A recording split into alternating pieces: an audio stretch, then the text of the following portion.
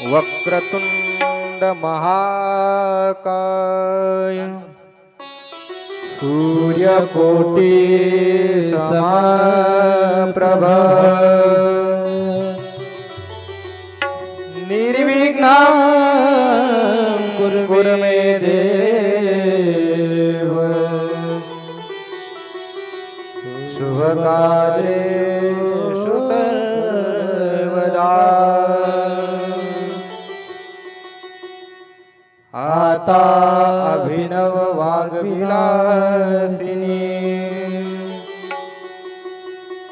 जे चातुर्यार्थ कलाकामिनी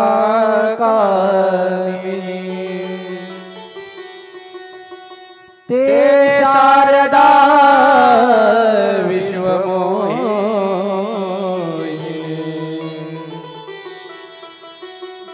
नमस्कार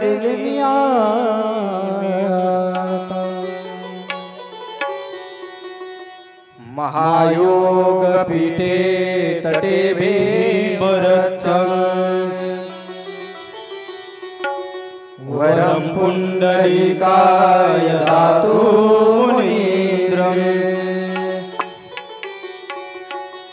समागत्यतिष्ठातमानन्दकन्दं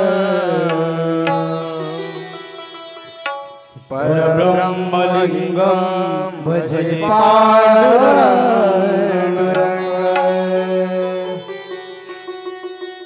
जय जय श्री राधारमण जय जय नवल किशोर जय गोपी चित चोर प्रभु जय जय माखन चोर राधे मेरी माँ तू है पिता मेरे घनश्याम इन दोनों के चरणों में मेरा बारंबार प्रणाम। लोकाभिरामं रणरंगधीरं राजीवनेत्रं रघुवंशनाथं कारुण्यरूपं करुणाकरं श्रीरामचन्द्रं शरणं प्रपद्ये कृष्णं नारायणं वन्दे कृष्णं वन्दे व्रजप्रिया कृष्णं द्वैपायनं वन्दे कृष्णं वन्दे पृथ्वीसुतं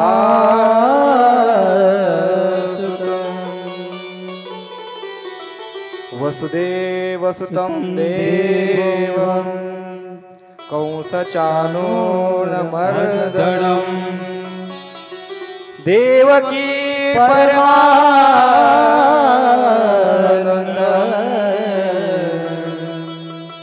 कृष्णं वन्दे जगद्गुरु। जय जय श्री राधे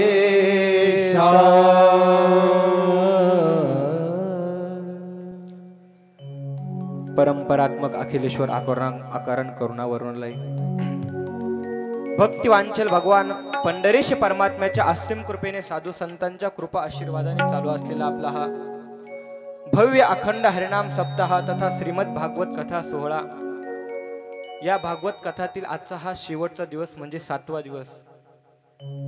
6 दिवस झाले आपण सुंदर अशी भागवत कथा श्रवण करतोय। या भागवत कथेतील आजचा हा 7वा दिवस भगवान परमात्म्याच्या असीम कृपेने साधू संतांच्या कृपा आशीर्वादाने सर्व गावकऱ्यांच्या अनमोल सहकार्यातून सर्वांच्या उपस्थितीत चालू असलेला अखंड हरिनाम सप्ताह, तसेच जे मला साथ करतायत गेली 6 दिवस झाले, जे ऑर्गनची साथ करतायत आदरणीय वंदनीय आमचे गंगाराम महाराज गटकळ, त्यांना सहगायक म्हणून साथ करतायत आमचे परम मित्र गोरख महाराज सगबोर, जे तबल्याची साथ करतायत आदरणीय वंदनीय कैलास महाराज माळी, तसेच आमचे या ठिकाणी बसलेले कचरूबाबा असतील, कृष्णा महाराज असतील, तेजस महाराज असतील, हरिभक्त पारायण या सप्त्याचे जे दर्शक आहे रामदास महाराज सहाने, श्री पंढरीनाथ बाबा सहाने, तसेच आदरणीय वंदनीय राजाराम बाबा रंधे आज या ठिकाणी उपस्थित झालेत. आणि आज ज्यांची विशेष उपस्थिती लाभली, जे आमच्याबरोबर वृंदावनला 2 वर्ष होते, 6 दिवसापासून ते येण्याच्या प्रयत्नात होते, परंतु कार्यक्रम असल्यामुळे त्यांना जमलं नाही. आमचे महेश महाराज तुपे, श्री वैभव महाराज धामणगावकर, किशोर महाराज तुपे, आमचे विनोद महाराज खातळे, सर्वांच्या उपस्थितीमध्ये चालू असलेला हा अखंड हरिनाम सप्ताह सर्वांच्या चरणी नतमस्तक होतो आणि माझ्या सेवेला सुरुवात करतो. कालपर्यंत आपण भगवान श्रीकृष्ण परमात्म्याच्या लीलांचं वर्णन केलं. कालपर्यंत आपण भगवान श्रीकृष्ण परमात्म्याचा जन्म बघितला, कशा प्रकारे जन्म झाला, कोणत्या कोणत्या प्रकारच्या लीला भगवान परमात्म्याने केल्या, आणि आणखीन काही खोड्या आहेत भगवान परमात्म्याच्या, त्या खोड्या आपण आज बघणार आहोत बरं का.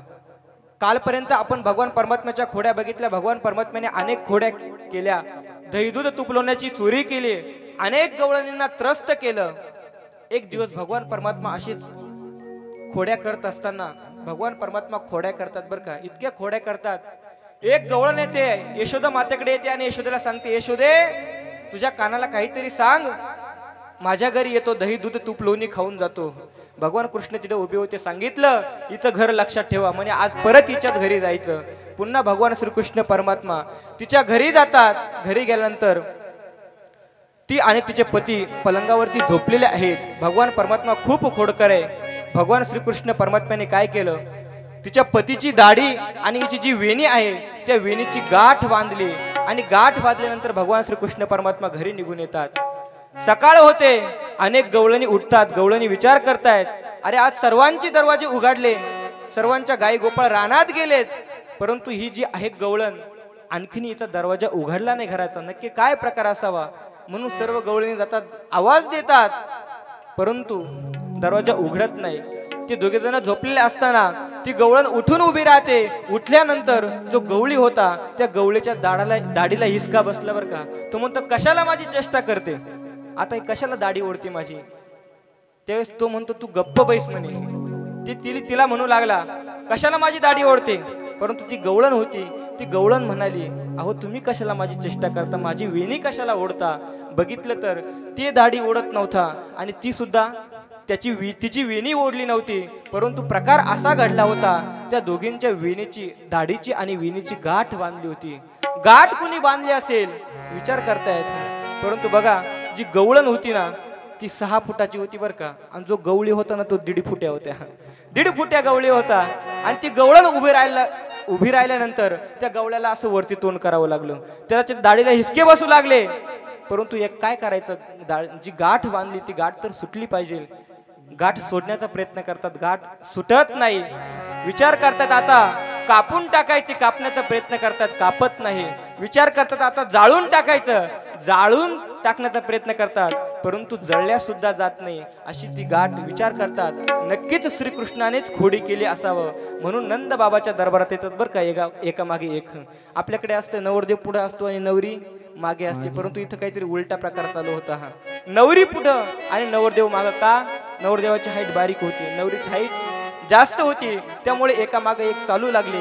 गोपाळ त्या यशोदा मैयाच्या दरबारात जातात. यशोदा मैयाला सांगतात, अगं यशोदे तुझा काना खूप खोडकर आहे. भगवान यशोदे बाळ तुझा काना, यशोदे बाळ तुझा काना, यशोदे बाळ तुझा काना, काना यशोदे बाळ तुझा काना. कुठवर सोसू धिंगाणा, कुठवर सोसुधिंगाना यशोदे बाळ तुझा काना यशोदे बाळ तुझा काना यशोदे बाळ तुझा काना यशोदे बाळ तुझा काना कुटवर कुटवर सोसुधिंगाना कुटवर सोसुधिंगाना कुटवर सोसुधिंगाना कुटवर सोसुधिंगाना यशोदे बाळ तुझा काना यशोदे बाळ तुझा काना बाळ तुझा काना यशोदे बाळ तुझा काना जय जय श्री राधेशा. अशा प्रकारे भगवान श्रीकृष्ण परमात्मा बाल वयात आहेत. अनेक प्रकारच्या खोड्या करतात. गवळणी येतात. त्रस्त झाल्या गवळणी यशोदा मैयाला सांगतात, यशोदे आवरी आवरी आपुला कान्हा नासी येल्या आमोच्या सुना. तुझ्या कानाला आवर. एक गवळण आली वर का यशोदा मातेकडे सांगायला, गारानं सांगायला आली. यशोदा मातेकडे येते आणि यशोदेला सांगते, यशोदे तुझा काना खूपच खोडकर आहे. माझ्या घरात येतो, दह्या दुधाचे डेरे आहेत, मडके आहेत, फोडून टाकतो. दही दूध तूप लोणी खातो. नवे नवे खात नाही. खालं तोपर्यंत ठीक आहे, परंतु नास धूस करतो, सांडून देतो. आता जर तुझा काना परत माझ्या घरी जर आला ना तर त्याला मी बांधूनच ठेवील. ती गवळण म्हणते बरं का, यशोदेला सांगते, आता जर तुझा कृष्ण परत माझ्या घरी आला ना तर बांधूनच ठेवील. भगवान श्रीकृष्ण परमात्म्याने गोपाळांना सांगितलं, हिचा गल्ली नंबर घर नंबर लिहून घ्या रे म्हणे. हे गल्ली नंबर लिहून घेतला आणि हिच्याच घरी जायचं म्हणे. परत संध्याकाळी भगवान परमात्मा परत तिच्या घरी. अनेक प्रकारचे दही दूध तूप लोणी खाल्लं. सर्व काही खाल्ल्यानंतर त्या गवळणीने भगवान श्रीकृष्ण परमात्म्याला पकडलं बरं का. कृष्णाला पकडल्यानंतर तिला आनंद झाला. अरे आजपर्यंत कृष्णाला कोणी पकडलं नाही, मी कृष्णाला पकडलं. हाताला धरते आणि यशोदा मायाच्या दरबारात घेऊन चालते बरं का. रस्त्याने चालली होती. चालता चालता ती इतके आनंद झाला होता तिला का मी कृष्णाला पकडलं, मी कृष्णाला पकडलं, मी कृष्णाला पकडलं. तितक्यात कृष्णानं काय केलं माहिती का, तिच्याबरोबर तिचा मुलगा सुद्धा चालला होता. भगवान श्रीकृष्ण परमात्मा चालता चालता ती आनंदात आहे. त्या आनंदाच्या नादामध्ये भगवान परमात्म्याने हळूच आपला हात काढून घेतला आणि तिच्या मुलाचा हात तिच्या हातात दिला. अशा अनेक प्रकारे भगवान श्रीकृष्ण परमात्म्याने खोड्या केल्या बरं का. दही दूध तुपवण्याच्या खोड्या केल्या. एक गवळण म्हणे हा सज्जनासारखा माझ्याकडे आला आणि सज्जनासारखं माझ्याकडे आला. मला वाटलं काहीतरी चांगलं काम असेल म्हणून इतका सज्जनासारखा माझ्याकडे आला, परंतु दह्याचा गुळणा तोंडात घेऊन आला होता तो माझ्या तोंडावरती त्याने फवारला. असं भगवान कृष्ण आहेत. अनेक प्रकारच्या खोड्या करतोय. एक गवळण आली म्हणे रात्री आमचा म्हातारा बाहेर झोपला होता, याने दह्याचा डेरा घेतला आणि त्याच्या डेरीवर फोडला. इतका कृष्ण खोड्या करतो, इतका खोड्या करतो. गवळणी त्रस्त झाल्यावर का गवळण खोड्या सांगू लागल्या यशोदा मैयाला. अनेक प्रकारे सांगतायत. एक दिवस भगवान श्रीकृष्ण परमात्मा विचार करतायत, आपण सर्व गावामध्ये खोड्या केल्या, गावामध्ये चोऱ्या केल्या, परंतु आता आपण एक दिवस आपल्या घरचं सुद्धा आपल्या मित्रमंडळीला या गोपाळांना खाऊ घातलं पाहिजे. म्हणून भगवान परमात्म्याने सर्व मित्रमंडळाला घेऊन एक दिवस घरातच चोरी केली. घरातले दह्या दुधाचे डेरे आहेत, डेरे फोडून टाकले, दही दूध तूप लोणी खाऊन घेतलं. आणि मग यशोदा माता म्हणते, खरंच भगवान श्रीकृष्ण परमात्मा माझा लाला 100% चोऱ्या करत असेल. मग आता सांगितलं कृष्णाला, कृष्णा तू आता राहू नको घरी. भगवान श्रीकृष्ण परमात्म्याला विचार करते, आता शाळेत टाकलं पाहिजे. ज्यावेळेस मुलं जास्त खोड्या करतात तेव्हा आपण पण मुलांना शाळेत टाकतो. आणि मग यशोदा माता विचार करते, आता याला आपण शाळेत टाकलं पाहिजे. आता पूर्वीची इंग्लिश मिडियम शाळा होती का? शाळा इंग्लिश मिडियम शाळा नव्हती. पूर्वीची शाळा कोणती होती तर गायींकडे जायचं. मग यशोदा मातेनं सांगितलं, तुम्ही गाया घेऊन सारे गोपाळ रानात. आये तुम्ही गाया घेऊन सारे गोपाळ रानात या. तुम्ही गाया घेऊन सारे गोपाळ रानात या. तुम्ही गाया घेऊन सारे गोपाळ रानात या. तुम्ही गाया घेऊन सारे गोपाळ रानात या. गोपाल रानात या ना, गोपाल रानात या. तुम्ही गाया घेऊन सारे गोपाल रानात या. तुम्ही गाया घेऊन सारे गोपाल रानात या.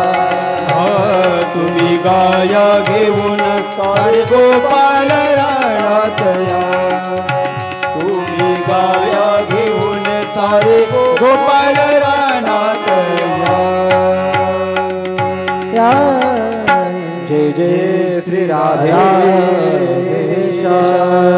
मग सगळ्या भगवान श्रीकृष्ण परमात्म्याने सर्व गोपाळांना घेतलं, सर्व गायींना घेतलं. छोटी छोटी गैया, छोटे छोटे ग्वाल, छोटो सोमेरू मदन गोपाल. सर्व गायी गोपाळांना भगवान श्रीकृष्ण परमात्म्याने एकत्रित केलं आणि सर्वजण निघाले वृंदावनात. वनम वृंदावनम नामम पश्यव्यम नवकाननम गोप गोपी गवां सेव्यं पुण्याद्री तृणविरुद्धम. वृंदावनामध्ये सर्व गोपाळ सर्व गायींना घेऊन भगवान श्रीकृष्ण परमात्मा वृंदावनात येत आहेत.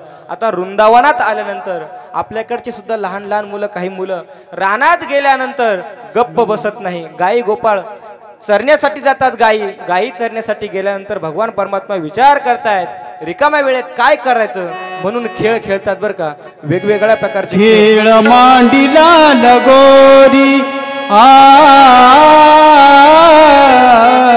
खेळ मांडीला लगोरी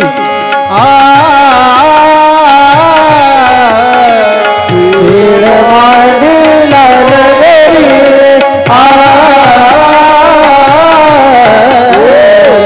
खेळ मांडीला लगोरी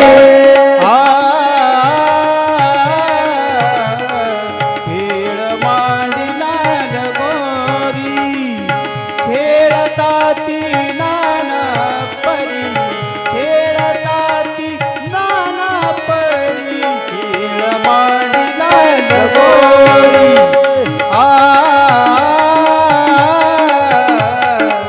खेळ मांडीला लगोरी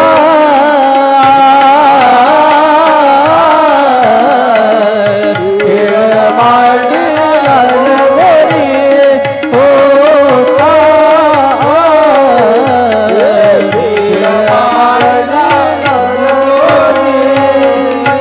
जय जय श्री राधे. आणि सर्वांनी खेळ खेळायला सुरुवात केली बरं का. आता कोणत्या प्रकारचे खेळ खेळतायत? अनेक प्रकारचे खेळ खेळतायत. अबक दुबक अबक दुबक तिबक पोरा त्रिगुण खेळ मांडू अबक दुबक तिबक पोरा त्रिगुण खेळ मांडू अबक दुबक त्रिगुण खेळ मांडू. अबक दुबक तिबक पोरा त्रिगुण खेळ मांडू खेळ विटी दांडू पोरा खेळ विटी दांडू खेळ विटी दांडू पोरा खेळ विटी दांडू अबक दुबक तिबक पोरा त्रिगुण खेळ मांडू अबक दुबक तिबक पोरा त्रिगुण खेळ मांडू अबक दुबक तिबक पोरा त्रिगुण खेळ मांडू अबक दुबक तिबक पोरा त्रिगुण खेळ मांडू गस्तविली विटी माझी तरी करे कंबना गस्तविली विटी माझी प्रभविली कंगना खेळ विटी दांडू पोरा खेळ विटी दांडू खेळ विटी दांडू पोरा खेळ विटी दांडू अबक दुबक तिबक पोरा त्रिगुण खेळ मांडू अबक दुबक तिबक पोरा त्रिगुण खेळ मांडू अबक दुबक तिबक पोरा त्रिगुण खेळ मांडू अबक दुबक तिबक पोरा त्रिगुण खेळ मांडू जय जय जय श्री राधे. अनेक प्रकारचे खेळ खेळतात. विट्टू दांडू खेळतात, लगोरी खेळतात, भोवरा खेळतात. नवे नवे आता जे बॅट बॉल आहे ना, ते बॅट बॉल सुद्धा भगवान श्रीकृष्ण परमात्म्याने खेळ बर का. सर्वजण अनेक प्रकारचे खेळ खेळतायत. गोपाळ बॅटिंग करतायत, भगवान श्रीकृष्ण परमात्मा बॉलिंग करतायत. परंतु भगवान परमात्म्याची बॅटिंग येते आणि गोपाळ बॉलिंग करतायत, बाकीचे फिल्डिंग करतायत. आणि भगवान श्रीकृष्ण परमात्म्याने बॅटिंग केल्यानंतर जो बॉल आहे बॉल गेला यमुनेमध्ये. आणि यमुनेमध्ये बॉल गेल्यानंतर आता सर्व गोपाळ चिंतित झाले. तो बॉल आणायचा कसा? कारण त्या यमुनेच्या डोहामध्ये एक साप राहतोय. तो साप यमुनाच्या डोहामध्ये राहतोय. कालिया नावाचा साप आहे, त्या डोहामध्ये राहतोय. आपण जर बॉल आणण्यासाठी गेलो तर तो साप, तो कालिया आपल्याला संपावेल. काय करावं? खेळ तर बंद झाला. मग भगवान श्रीकृष्ण परमात्मा म्हणतात, तुम्ही चिंता करू नका, तुमच्या बरोबर मी आहे, चिंता करू नका. आता जातो आणि बॉल घेऊन येतो. आणि भगवान परमात्मा पळत पळत जातात. त्या यमुनाच्या डोहामध्ये उडी मारतात. आणि उडी मारल्यानंतर बराच वेळ झाला भगवान परमात्मा बाहेर येत नाही. गोपाळांना वाटलं आता या सापाने भगवान परमात्म्याला खाल्लं. तो कालिया नावाचा जो नाग आहे त्या नागाने कृष्णाला खाल्लं असावं म्हणून गोपाळ पळत पळत यशोदा मैयाकडे जातात. यशोदे तुझा काना यमुना डोई बुडाला ना. यशोदे तुझा काना यमुना डोई बुडाला ना. यशोदे तुझा काना यमुना डोई बुडाला ना. यशोदे तुझा काना यमुना डोई बुडाला ना. खेळत वक्ता चेंडू फळी खेळत वक्ता चेंडू बोळी चेंडू बुडाला ना. चेंडू बुडाला ना. खेळत वक्ता चेंडू फळी खेळत वक्ता चेंडू फळी चेंडू बुडाला ना.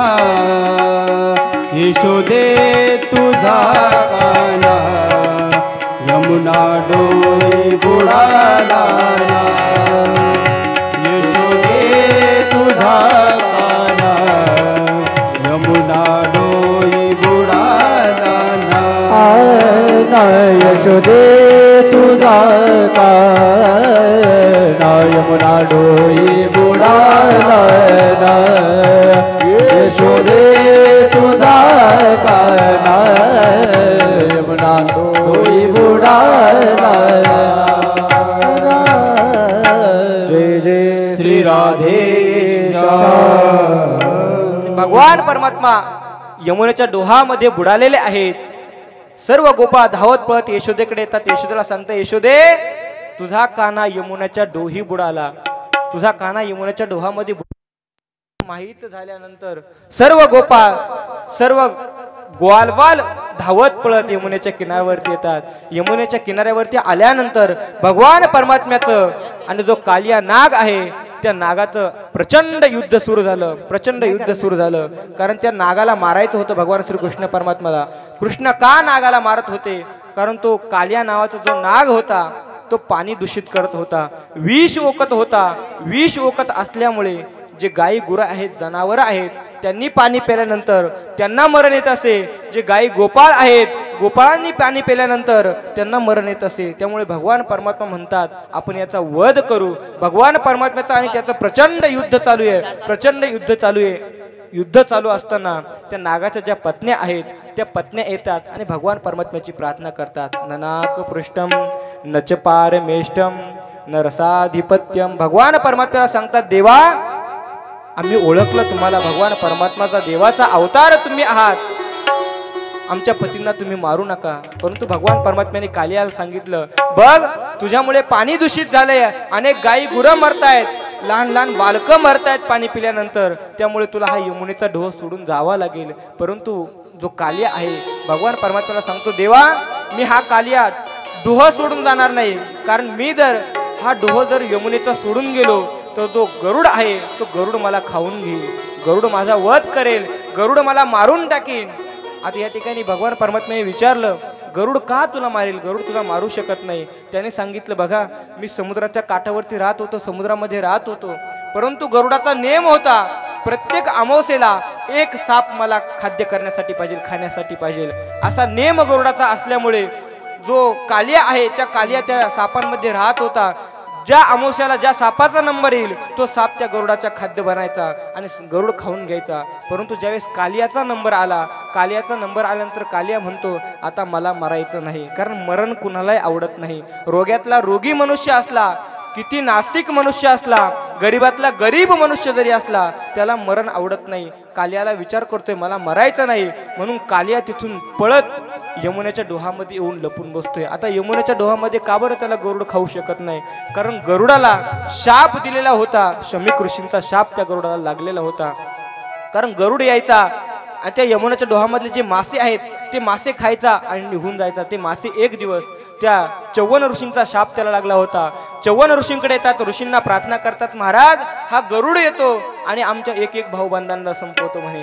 गरुड एक एक भाऊबंधांना संपवतो, काहीतरी करा, या गरुडाचा निर्बंध तुम्ही करा. आणि मग त्या चव्वन ऋषींनी शाप दिला तू जर पुन्हा या ठिकाणी आला तर तुला मरण येईल. म्हणून गरुड त्या ठिकाणी येत नव्हता. गरुड येत नव्हता म्हणून कालिया त्या कालिया डोहामध्ये, यमुनेच्या डोहामध्ये येऊन लपून बसतोय. भगवान परमात्मा सांगतात, आता तुला गरुड मारू शकत नाही, कारण तुझ्या मस्तकावरती माझे चरण कमल उमटलेले आहे. आणि त्या ठिकाणाहून त्या कालियाला भगवान परमात्मा पुन्हा समुद्रात ज्या ठिकाणी राहत होता त्या ठिकाणी पाठवून देतात. अनेक गायी गोपाळ घेऊन वृंदावनामध्ये विहार करतायत गोपाळ आणि भगवान श्रीकृष्ण परमात्मा. एक दिवस काय झालं, भगवान श्रीकृष्ण परमात्मा आणि सर्व गोपाळ वृंदावनाची शोभा बघत बघत निघाले बरं का. आता सध्या जर आपण वृंदावनात गेलो तर वृंदावनाची शोभा काही आगळी वेगळी आपल्याला दिसायला मिळते, पाहायला मिळते. सुंदर अशी शोभा वृंदावनाची आहे.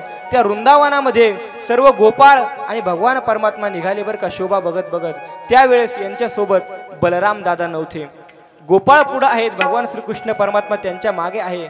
जात असताना एक सुंदर अशी गुफा त्या गोपाळांना दिसते. ती गुहा गोपाळांना दिसल्यानंतर गोपाळ विचार करतात, अरे किती सुंदर अशी गुफा दिसते, लाल कलरचा प्रकाश त्या गुफेमधून बाहेर येतोय. काही गोपाळ संशय घेऊ लागले, अरे हा दुसरा काहीतरी प्रकार असेल, जाऊ नका यामध्ये. परंतु काही गोपाळ म्हणतात, अरे किती सुंदर दिसते ती गुफा. त्या गुफेमध्ये जातात, परंतु ती गुफा नव्हती. एक आगासूर नावाचा राक्षस होता, अजगराचं रूप धारण करतोय आणि गुफेसारखं तोंड उघडून त्या ठिकाणी बसतोय. सर्व गोपाळ मध्ये जाऊ लागतात. मध्ये गेल्यानंतर गरम वाफ लागते गोपाळांना. काही गोपाळ म्हणतात, अरे पूर्वी जंगलाला अरण्याला आग लागते तशी आग लागली असावी म्हणून गरम वाफामध्ये लागतायत. परंतु गोपाळ मध्ये जातात. गोपाळ मध्ये गेल्यानंतर भगवान श्रीकृष्ण परमात्मा सर्व गोपाळांच्या मागे आहे. चालत चालत चालत भगवान परमात्मा येतात, भगवान कृष्ण येतात. कृष्ण आल्यानंतर जसा त्या सापाच्या तोंडामध्ये त्या गुफेमध्ये प्रवेश केला, त्या आगासुराला वाटलं आता आपण या श्रीकृष्णाला संपवून टाकू, म्हणून त्याने तोंड मिटकलं. बघा, प्रत्येक जण या काल व्याल मुखग्रास त्रास निर्शेतवे श्रीमद भागवतम शास्त्र कलोकिरेन भाषित. हा साप प्रत्येकाची वाट बघत असतोय, हा काळ प्रत्येकाची वाट बघत असतोय. घडी घडी काळ वाट याची पाहे, अजून किती आहे अवकाश. काळाची उडी पडेल बाजावा, काळाची उडी पडेल बाजावा, काळाची उडी पडेल बाजेवा, काळाची उडी पडेल बाजेवा. सोडला जेव्हा माय बापा, सोडलेला जेव्हा माय बापा, काळाची उडी पडेल बाजवा, काळाची उडी पडेल बाजवा. हाय काळाची उडी पडेल बाजेवा, काळाची उडी पडेल बाजेवा. जय जय श्री राधेशा. काळाची उडी कधी आपल्यावरती पडेल, कधी आपल्याला मरण येईल ते सांगता येत नाही. ज्ञानोबा ज्ञानेश्वरीमध्ये वर्णन करतात, मासी पाक पाखडिता तव हे सरे. कदाचित माशीला पंख फडफड करायला वेळ लागेल, परंतु तुम्हाला आम्हाला मरायला वेळ लागणार नाही. क्षणभंगूर नाही भरवसा. आणि मग भगवान परमात्म्याने त्या सापाच्या मुखामध्ये प्रवेश केल्यानंतर तो साप तोंड मिटकतोय, तो आगासूर तोंड बंद करतोय. तोंड बंद केल्यानंतर काही गोपाळ जे मध्ये गेले होते त्या गोपाळांना मरण येते, ते विषादी मरण गोपाळांना येते. भगवान परमात्म्याच्या लक्षात आलं नक्की काय प्रकार आहे. नंतर भगवान श्रीकृष्णाने हळूहळू आपलं शरीर वाढवायला सुरुवात केली. इतकं प्रचंड शरीर वाढवलं की त्या सापाला फाडून भगवान कृष्ण बाहेर आले. जे मेलेले गोपाळ होते त्या गोपाळांना बाहेर काढलं. भगवान परमात्म्याने त्यांच्यावरती मंत्र म्हटला आणि त्या सर्व गोपाळांना जिवंत केलं. अशा प्रकारे अनेक राक्षस येऊ लागले बरं का. ज्यावेळेस राक्षसांना माहीत झालं आता हा कृष्ण घर सोडून बाहेर आलाय, आता याला मारणं सोपं जाईल. कारण बघा, एखाद्या गल्लीतलं जर मर्क कुत्र जरी असलं ना तरी चांगलं कुत्र त्या गल्लीत येत नाही, कारण मर्क कुत्र त्या चांगल्या कुत्र्यावरती ह्याव ह्याव करतं. का? गल्ली त्याची ना. जोपर्यंत त्याच्या गल्लीत आहे कितीही चांगलं कुत्र येऊ द्या, ते मर्क कुत्र त्या चांगल्या कुत्र्यावरती भुंकत असते. म्हणून ते विचार करतात हा कृष्ण जोपर्यंत वृंदावनात त्या गोकुळामध्ये आहे ना तोपर्यंत आपण त्याला मारू शकत नाही. आता तो वृंदावनात आलाय, सर्व लोकांमधून बाहेर आलाय, नक्की याला मारता येईल. म्हणून अनेक प्रकारचे राक्षस, तो कंस जो आहे तो कंस पाठवतो बरं का. नंतर वत्सासूर नावाचा राक्षस पाठवला. तो वत्सासूर येतोय, गायींच्या वासराचं रूप धारण करतोय. विचार करतो ह्या वासराचं रूप धारण करू. कृष्ण आपल्या वासरांमध्ये वावरत असताना वावरल्यानंतर काय करायचं, आपण लाताने या कृष्णाला मारून टाकायचं. ठरल्याप्रमाणे तो वत्सासूर वासराचं रूप धारण करून त्या वासरांमध्ये येतोय, गायींमध्ये येतोय, वृंदावनामध्ये राहतोय, वृंदावनामध्ये चरतोय. आणि एक वेळेस सर्व गोपाळ जे आहेत एका ठिकाणी बसले आहेत, खेळ खेळत आहेत. प्रत्येकाची गायी वळून आणायची पाळी आली बरं का. प्रत्येक जण जातोय, गायी वळून येतोय. शेवटी भगवान श्रीकृष्ण परमात्म्यावरती गाय वळायची पाळी आली. आणि भगवान श्रीकृष्ण परमात्मा ते गायांना वळती देण्यासाठी, गायी वळून आणण्यासाठी जातात. गायींना वळून आणण्यासाठी गेल्यानंतर त्या वासराने बघितलं आता हा साईटला आलेला आहे आणि एकटा आहे, म्हणून भगवान श्रीकृष्ण परमात्म्याच्या जवळ जातोय आणि कृष्णाला लात मारतोय. तितक्यात भगवान श्रीकृष्ण परमात्म्याने त्याची लात धरली, गरगर फिरवली आणि फेकून दिलं. त्याचा मृत्यू त्या ठिकाणी झाला. वत्सासुराला मारलं. नंतर बकासूर येतो बरं का. बकासूर हा राक्षस एका घुबडाचं रूप धारण करून येतोय. घुबडाचं रूप धारण करून येतोय. यमुना मैयावरती पाणी पितोय. सर्व गायी गोपाळ पाणी प्यायला आल्यानंतर त्या गायींना खायला सुरुवात करतो बरं का. घुबडाचं रूप धारण करून येतोय. जे वासर आहे त्या वासरांना तो बकासूर खातोय. वासरांना खायला लागल्यानंतर भगवान श्रीकृष्ण परमात्मा विचार करतात आपण याचं सुद्धा मरण आणलं पाहिजे, याला सुद्धा मारलं पाहिजे. म्हणून त्या बकासुराजवळ जातात आणि त्याच्या ज्या चोची आहेत दोन्ही चोची फाडतात, दोन्ही चोची दोन्ही बाजूला करतात. अशा प्रकारे भगवान श्रीकृष्ण परमात्म्याने अनेक लीला या ठिकाणी केल्यानंतर अशी संकट यायला लागल्यानंतर बरं का जे गोपाळ आहे गोपाळ ते भगवान परमात्म्याला म्हणू लागले, कृष्णा आता आम्ही तुझ्या सोबत येणार नाही. जायबा कृष्णा, हे जायबा कृष्णा हो, हे जायबा कृष्णा तागड्या मी नाज तुमच्या संगतीन बा. जायबा कृष्णा तागड्या मी नाज तुमच्या संगतीन बा. जायबा कृष्णा तागड्या येईन तुमच्या संगतीन बा. जायबा कृष्णा तागड्या येईन तुमच्या संगतीन बा. येईन तुमच्या संगतीन बा. येईन तुमच्या संगतीन बा. येईन तुमच्या संगतीन बा. येईन तुमच्या संगतीन बा. येईन तुमच्या संगतीन बा. जायबा कृष्णा तागड्या येईन तुमच्या संगतीन बा. जायबा कृष्णा तागड्या येईन तुमच्या बा. जायबा कृष्णा तागड्या येईन तुमच्या संगतीन बा. जायबा कृष्णा तागड्या येईन तुमच्या संगतीन बा. एक दिवशी यशोदा माईन गायीचा खलवत काललाल बा. एक दिवशी यशोदा माईन गायीचा कलवत काललाल बा. समद्या पोलासने लुटू लुटू दिलं, समद्या पोलासने लुटू लुटू दिलं. मलाच दिलबल दिलं बा. मी तर मागाया गेलो ले बा.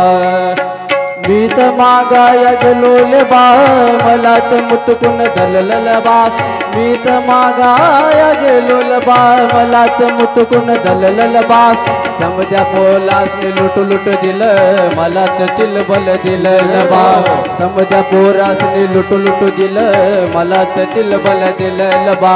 जायबा कृष्णा तागड्या येईन तुमच्या संगतीन बा. जायबा कृष्णा तागड्या येईन तुमच्या संगतीन बा. जायबा कृष्णा तागड्या येईन तुमच्या संगतीन बा. जायबा कृष्णा तागड्या येईन तुमच्या संगतीन बा. जय जय श्री राधे. सुंदर बोबडी गवळण म्हटली बरं का. एक टाळ्या वाजवा त्यांच्यासाठी. खूप सुंदर गवळण म्हटले. ते गोपाळ बोबड्या आवाजामध्ये कृष्णाला म्हणतात, जायबा कृष्णा नकोले बा. कृष्णा तू जा, तुझ्यासोबत आम्ही येणार नाही. कारण तुझ्यासोबत आल्यानंतर आम्हाला खूप दुःख होतंय. काय दुःख होतंय?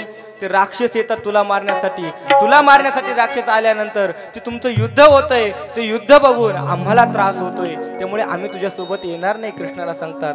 परंतु कृष्ण भगवान त्या गोपाळांना सांगतात, गोपाळांनो अरे माझ्याशिवाय तुम्ही राहू शकत नाही, तुम्हाला माझ्यासोबत यावंच लागेल. अनेक प्रकारे खोड्या करतात भगवान परमात्मा. आणि एक दिवस काय झालं, भगवान श्रीकृष्ण परमात्मा दुपारचे खेळ खेळतात प्रचंड खेळ खेळले बघा. खेळ खेळतात परंतु कुठपर्यंत? जोपर्यंत पोटामध्ये भूक लागत नाही तोपर्यंत. सर्व गोपाळांना भूक लागली बरं का. खांदी भार पोटी भूक, काय खेळा याचे सुख. गोपाळ म्हणू लागले, कृष्णा आता पोटामध्ये भूक लागली, आता खेळून उपयोग नाही, काहीतरी खाल्लं पाहिजे. मग भगवान परमात्मा सांगतात, आपल्या आपल्या शुदऱ्या सर्व एकत्र करा. सर्व शुदऱ्या एकत्र केल्या. सर्व गोपाळ गोळ रिंगण करून बसले. भगवान परमात्मा त्यांच्या मध्ये उभे राहिले बरं का. भगवान परमात्मा त्यांच्या मध्ये भगवान परमात्मा उभे राहतात. सर्व गोपाळ रिंगण करून भगवान परमात्माच्या बाजूने आहेत. विभ्रद वेणू जठर पटयो शृंगवेत्रे चकक्षे वामे पानुम्रसन कवलम तत्फल्यान्यांगिलिषु तिष्ठन् मध्ये स्वपर सुदरैदो हासयन् नर्मभिसे वृंदा अरण्य स्वपदरमणं प्रविचत गीत कीर्ती. भगवान परमात्मा सुंदर असं रूप धारण केलेलं आहे. सर्व गोपाळांच्या मध्ये उभे आहेत. सर्व शिदोरी एकत्र केले. शिदोरी एकत्र केल्यानंतर श्रीकृष्ण परमात्मा सर्वांना तो काला वाटतात बरं का. श्रीकृष्ण स्वतःच्या हाताने सर्व गोपाळांना तो प्रसाद वाटताय. आणि हा प्रसाद वाटण्याचा कार्यक्रम ब्रह्मदेवाने बघितला बरं का. आकाशातून ब्रह्मदेवाने बघितला. ब्रह्मदेवाला सुद्धा काला खाण्याची इच्छा झाली. म्हणून ब्रह्मदेव विचार करतायत, आता आपण काला खाण्यासाठी गेलं पाहिजे. ब्रह्मदेव ब्रह्मलोकातून वृंदावनात येतात बरं का. वृंदावनात आल्यानंतर भगवान श्रीकृष्ण परमात्मा ज्या ठिकाणी काला वाटत होते त्या ठिकाणी ब्रह्मदेव येऊन बसले. आणि भगवान परमात्मा काला वाटत वाटत वाटत त्या ठिकाणी येतात. ज्या ठिकाणी ब्रह्मदेव बसले त्या ठिकाणी कृष्ण काला वाटत वाटत येतो बरं का. भगवान ब्रह्मदेवाला कृष्णाने बघितल्यानंतर ब्रह्मदेवाला कृष्ण म्हणाले, ब्रह्मदेवा तुम्हाला काला मिळणार नाही. म्हणे का मिळणार नाही? म्हणे हा काला गोपाळांमध्ये बरं का, तुमच्यासाठी हा काला नाही. स्वर्गीचे अमर इच्छिताती देवा मृत्यू लोकी व्हावा जन्म आमा. स्वर्गीचे अमर देव आहे, ते इच्छा करतात मृत्यू लोकामध्ये आमचा जन्म व्हावा. केवळ कशासाठी? तो काला आहे, काला खाण्यासाठी, काला प्राप्त होण्यासाठी. परंतु कृष्ण ब्रह्मदेवाला सांगतात, देवा हा काला देवादेवामध्ये काला होत नाही बरं का.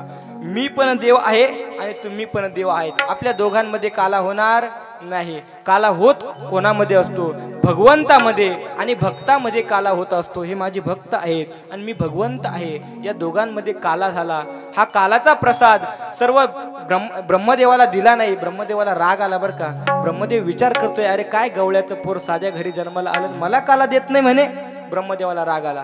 ब्रह्मदेव रस्त्याने निघाले. अतिशय रागाने लाल झालेले ब्रह्मदेव, लाल बुंद डोळे झाले. नारद भेटले बरं का. तितक्यात नारद प्रत्येक ठिकाणी भेटतात बरं का. नारद हे एका ठिकाणी थांबत नसतात, फिरतीवरती नारद असतात. नारद भेटले. नारदांनी विचारलं, देवा अहो काय झालं? इतके रागाने का लाल झाले? लाल बुंद तुमचे डोळे झाले, नक्की काय झालं? ब्रह्मदेव म्हणाले, काय सांगू नारदा, काही नाही रे, काल्याचा प्रसाद खाण्यासाठी गेलो होतो, पण त्या कृष्णाने त्या गवळ्याच्या पोराने मला काल्याचा प्रसाद दिला नाही म्हणे. हा स्वतःला काय समजतो म्हणे. ब्रह्मदेव म्हणे बरं का नारदांना. नारद म्हणे, देवा तुमचं चुकलं. म्हणे माझं काय चुकलं? म्हणे मी प्रसाद घ्यायला गेलो, हे माझं चुकलं का? ते नाही चुकलं हो तुमचं, तुम्ही ब्रह्मदेवाच्या वेशामध्ये काला खाण्यासाठी गेले, हे तुमचं चुकलं. काय करा? वेश बदला, गोपाळांचा वेश धारण करा, धोतर घाला, माझ्यासारखं निळू शर्ट घाला, आडवा गंध लावा आणि मग कुठं जा? काला खाण्यासाठी जा. ब्रह्मदेवाला वाटलं सोपी आयडिया आहे, ड्रेस चेंज करायचा आणि काला खाण्यासाठी जायचं. मग काय केलं ब्रह्मदेवाने? ड्रेस चेंज केला आणि काला खाण्यासाठी पुन्हा गोपाळांच्या रांगेमध्ये जाऊन बसले बरं का. भगवान परमात्मा काला वाटतायत. काला वाटत वाटत भगवान परमात्मा पुन्हा येतात. ब्रह्मदेव त्या ठिकाणी बसले, परंतु ब्रह्मदेवाकडून पुन्हा दुसरी चूक झाली बरं का. ब्रह्मदेवाने काय केलं? काला घेण्यासाठी फक्त हात वरती केला बरं का, तोंड खालीच केलं का. आपण जर तोंड वरती केलं तर कृष्ण आपल्याला ओळखेल आणि कृष्णाने ओळखलं की पुन्हा आपल्याला न काला खाता जावं लागेल. भगवान परमात्मा बघा, पण जो चतुर वाढणारा असतो ना त्याच्या लगेच लक्षात येते डबलचं गिराईक कोण आहे. सिंगलचं गिराईक असतं ते त्याच्याकडे बघतात आणि म्हणतं मला काला दे, अरे मला प्रसाद दे. पण जे डबलचं गिराईक असतं ना ते मान खाली करतं आणि हात वरती करतं. ब्रह्मदेवाकडून तेच झालं बरं का. ब्रह्मदेवाने मान खाली केली, हात वरती केला. भगवान कृष्ण चतुरातो शिरोमणी, गुण लावण्याची खाणी, चतुर आहे भगवान परमात्मा. काला वाढत वाढत येतात. भगवान परमात्म्याच्या लक्षात आलं कुछ तो गडबड, कुछ तो दाल में काला है. भगवान परमात्म्याच्या लक्षात आलं नक्कीच हे डबलचं गिराईक आहे. त्याला सांगितलं, अरे तू फक्त हातच वरती केला, तुझं तोंड वरती कर, तोंड वरती केल्यानंतर बघितलं ब्रह्मदेव, पुन्हा सांगितलं ब्रह्मदेवा तुम्ही पुन्हा आला, तुम्हाला काला मिळणार नाही. मी तुम्हाला सांगितलं होतं काला तुम्हाला मिळू शकत नाही. देवादेवात काला होत नाही. काला होण्यासाठी देव आणि भक्त एकत्र यावा लागतो, तेव्हा काला होत असतो. तुम्हाला काला मिळणार नाही. आता ब्रह्मदेवाला किती राग आला असेल विचार करा बरं. किती राग ब्रह्मदेवाला असं आला असेल. प्रचंड राग ब्रह्मदेवाला आला. विचार करतोय आता याचे जे गाई गोपाळ आहे ना ते चोरून न्यायचे बरं का. हा कालाच कुठं करतो आणि राहतो कसा, रांगतो कसा तेच आपण बघू. याचे गाई गोपाळ चोरून घेऊन जाऊ. ब्रह्मदेवाने काय केलं, जे गाई गोपाळ चरत होते, गाई चरत होत्या, गोपाळ जेवण करून काला खाऊन फिरण्यासाठी गेले. ब्रह्मदेवाने काय केलं, सर्व गाई गोपाळ चोरून नेले. कुठं, ब्रह्मलोकात आणि कडीकुलपामध्ये बंद करून ठेवले. ब्रह्मदेव आता वाट बघतायत बरं का. ब्रह्मदेव असे निवांत स्टेजवरती बसले, त्यांच्या सिंहासनावरती बसले बरं का, आणि विचार करू लागले आता हा कृष्ण येईल, कृष्ण येईल आणि मला म्हणेल देवा एक गाय द्या ना, एक गोपाळ द्या ना. परंतु ब्रह्मदेव विचार करतायत एक गाय द्या, एक गोपाळ द्या. आणि ब्रह्मदेव म्हणतात जेव्हा हा कृष्ण माझ्याकडे येईल, एक गाय मागेल, मी त्याला म्हणेल तुला एक गाय देतो, एक घास काल आम्हाला दे, एक गोपाळ देतो, एक घास काल आम्हाला दे. भरपूर काला खायला मिळेल बरं का. ब्रह्मदेव विचार करतात. तिसऱ्यांदा काला खाण्याची इच्छा ब्रह्मदेवाला झाली. विचार करतात भरपूर काला खाऊ. परंतु भगवान परमात्मा एक नाही दोन नाही तब्बल 1 वर्ष झालं ब्रह्मदेवाकडे गेलेच नाही. ब्रह्मदेव विचार करतात हा नक्की करतो काय. इतके दिवस झाले मी गाय गोपाळ चोरून घेऊन आलोय, अजूनपर्यंत गाय गोपाळ मागण्यासाठी आला नाही. हा नक्की काय करतोय हे बघण्यासाठी जाऊ बरं का, ब्रह्मदेव म्हणतोय. म्हणून ब्रह्मदेव वृंदावनात आला बरं का. ब्रह्मदेव वृंदावनात आल्यानंतर ब्रह्मदेवाने बघितलं अरे जशीच्या तसे गाई गोपाळ या ठिकाणी. त्याला वाटलं तिथून परत चोरून आणले असेल कृष्णाने. म्हणून ब्रह्मदेव पळत पळत आपल्या बंदीगृहात गेला. त्या ठिकाणी गाय गोपाळ चोरून ठेवले होते. त्या ठिकाणी ब्रह्मदेव गेला. तिथं बघितलं जशी तसे गाय गोपाळ, अगदी जशी तसे गाय गोपाळ. इकडं कोण आहे मग. पुन्हा खाली येतोय. खाली आल्यानंतर बघतो बुटका गोपाळ, बुटका गोपाळ, काळ्या वाकड्या शेंगाची गाय, वाकड्या शेंगाची गाय, ढवळी गाय, ढवळी गाय, काळी गाय, काळी गाय. जशीच्या तशी या ठिकाणी गाय गोपाळ दिसू लागले. आणि गाय गोपाळ दिसू लागल्यानंतर ब्रह्मदेव विचार करतायत हा कोणी सामान्य नाही. ब्रह्मदेवाला सुद्धा भगवान श्रीकृष्ण परमात्म्यापुढे झुकावं लागलं. श्रीकृष्णाकडे जातात आणि कृष्णाचे पाय पकडतात. कृष्णा तुम्ही कुणी सामान्य नाही. आणि कृष्णाची स्तुती वर्णन करतात बरं का. कृष्णाची स्तुती वर्णन करून सुद्धा भगवान श्रीकृष्ण परमात्मा त्यांच्यावरती प्रसन्न होत नाही. आणि मग ब्रह्मदेव त्या गोपाळांना म्हणतात अहो भाग्यम अहो भाग्यम नंद गोप व्रजो प्रसाद यन मित्र परमानंदम पूर्ण ब्रह्म सनातन. अरे गोपाळांनो तुम्ही भाग्यवान आहेत. जे पूर्ण ब्रह्म सनातन भगवान परमात्मा आहे तो तुमच्यामध्ये रांगतोय, तुमच्यामध्ये खेळतोय, तुमच्यामध्ये जेवण करतोय, तुमच्यामध्ये राहतोय. तुम्ही भाग्यवान आहात. अहो भाग्यम महो भाग्यम. तुमचं भाग्य आहे. परंतु माझं दुर्भाग्य की मला काला खाण्यासाठी मिळाला नाही बरं का. आणि हा काळा या ठिकाणी मृत्यू लोकातच होतो बरं का. स्वर्गीचे अमर देवांना सुद्धा जो काला खाण्यासाठी मिळत नाही तो काला तुम्हाला आम्हाला प्राप्त होत असतोय. उद्याकडे काल्याचं कीर्तन झाल्यानंतर तो प्रसाद तुम्हाला आम्हाला प्राप्त होईल. असा देवांना दुर्लभ असणारा काला तुम्हाला आम्हाला प्राप्त होत असतोय. भगवान परमात्म्याने काला केल्यानंतर पुन्हा अनेक प्रकारच्या लीला भगवान परमात्म्याने केल्या. अनेक प्रकारचे राक्षस भगवान परमात्म्याकडे येतात बरं का. एक दिवस भगवान परमात्मा गाई गोपाळ घेऊन रानात गेलेले असताना जो पेंद्या होता, पेंद्याचं श्रीकृष्णावरती प्रचंड प्रेम होतं बरं का. प्रचंड प्रेम होतं. पेंद्याच्या घरी सुंदर अशी कढी तयार केली होती आणि भगवान परमात्म्याला कढी खूप आवडायची बरं का. तो विचार करतोय कढी भगवान परमात्म्याला घेऊन गेलं पाहिजे. त्या कृष्णाला आपल्या मित्राला कढी आपण घेऊन गेलं पाहिजे. परंतु आई तर घरून कढी देत नाही. काय करावं. मग त्याने काय केलं, आपल्या तोंडामध्ये कढीचा गुळणी भरली, तोंडामध्ये कढी घेतली आणि पळत पळत कृष्णाकडे आला. आणि कृष्णाकडे येऊन म्हणू लागला कृष्णाला खुनू लागला अरे तुझं तोंड उघड. श्रीकृष्णाने तोंड उघडल्यानंतर याची जी तोंडात दही होतं, ताक, कढी होती, ती कढीची पिचकारी कृष्णाच्या तोंडामध्ये मारली. ती कृष्णाने आनंदाने खाली. भगवान परमात्मा भक्त वत्सल भगवान परमात्मा आहे. अशा प्रकारच्या अनेक लीला भगवान परमात्म्याने केल्या बरं का. एक वेळेस धेनुकासूर येतोय. धेनुकासूर या तालवन नावाचं वन होतं, त्या वनामध्ये राहत होतं बरं का धेनुकासूर. परंतु गाढवाचं रूप धारण करून त्या ठिकाणी राहायचा. गाढवाचं रूप धारण करून राहायचा. तालवनात धेनुकासूर का राहत होता, कारण त्या तालवनामध्ये जी फळं होती सुंदर अशी मधुर गोड फळं त्या तालवनात यायची बरं का. संपूर्ण वृंदावनात कुठेच इतकी सुंदर फळं मिळत नव्हती ती फळं त्या तालवनात मिळायची. म्हणून त्या कंसाने त्या धेनुकासुराला त्या तालवनाचं रक्षण करण्यासाठी पाठवलं होतं. तो गाढवाचं रूप धारण करायचा आणि तालवनात फिरायचा. जो कोणी फळं खाण्यासाठी येईल, फळं तोडण्यासाठी येईल, त्याला मारून टाकायचं. त्याचा एकच नियम होता. अनेक त्याने बालकं मारले बरं का. एक दिवस भगवान श्रीकृष्ण परमात्म्याला सर्व गोपाळ म्हणतात, अरे कृष्णा, या तालवनामध्ये खूप सुंदर सुंदर फळ आहे रे, परंतु खायला मिळत नाही. कृष्णाने म्हणाले, काय प्रकारे नक्की?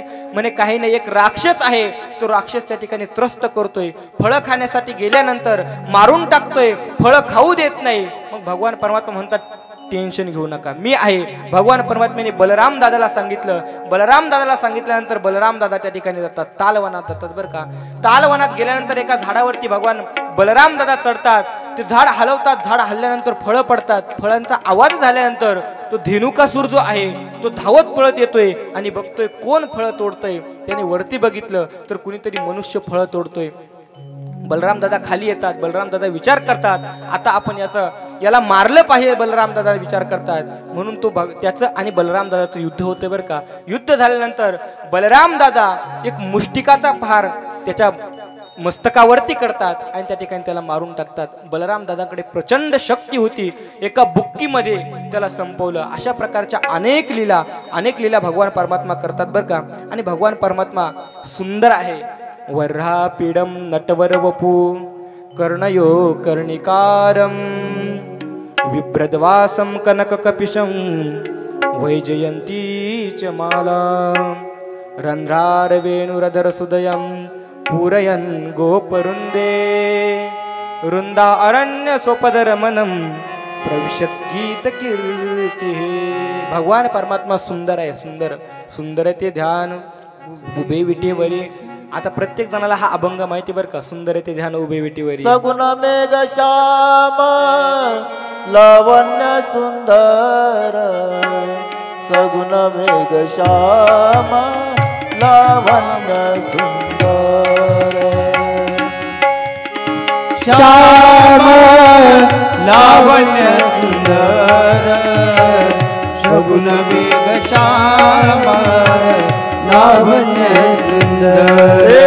सगुण मेघ श्याम लावण्य सुंदर, सगुण मेघ श्याम लावण्य सुंदर. सगुण मेघ श्याम लावण्य सुंदर, सगुण मेघ श्याम लावण्य सुंदर. नामया दातार केशवराय, नामया दातार केशवराय. देखील गमाये यमुनेच्या तीरी, देखील गमाये यमुनेच्या तीरी, देखील गमाये यमुनेच्या तीरी.